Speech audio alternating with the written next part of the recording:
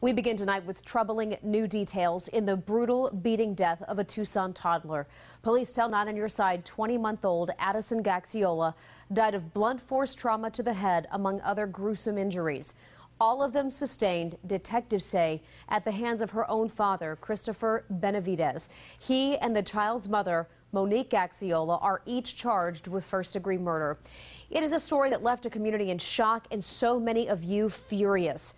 Well, get ready for another blow. Not on Your Side has learned Arizona's Child Protective Services had this family, this little girl, on its radar, but essentially left the child to fend for herself.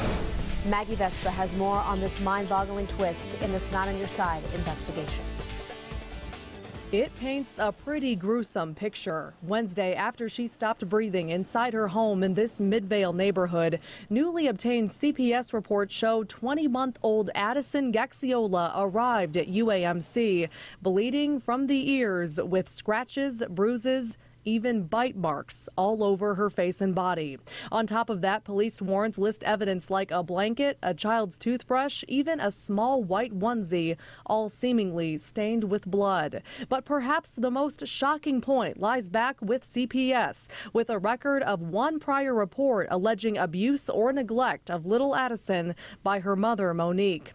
Carol Widegold of Casa de los Niños says that sadly, this case is not too shocking. CPS is overworked, understaffed. A state study released in November showed the number of cases like Addison's that turned fatal on CPS's watch nearly doubled between 2010 and 2011. Directors blamed an unforeseen spike in the number of kids entering the system. The result, Weigel says, cases deemed low priority are often pushed aside at first. Sometimes one call to CPS is just the beginning, and you need to be more persistent. Her advice, if you sense abuse, call often and have details ready. But most importantly, don't assume the system won't work. There's no vigilante group.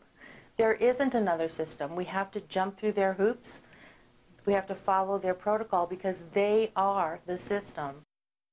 And we asked CPS for more details about Addison's case. We are still waiting on those, obviously. And directors, meanwhile, sent a statement saying the total number of abuse cases is still rising, but they did not address those that turned fatal. So, Jennifer, a lot of unanswered questions at this point. It's just beyond tragic that that little girl had to die. Right. I know Addison had two sisters, one her twin, the other older, 7 years old. How are those kids?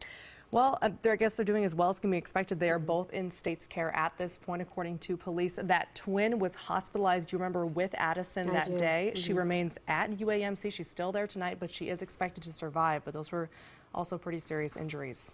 Thanks so much. Appreciate it.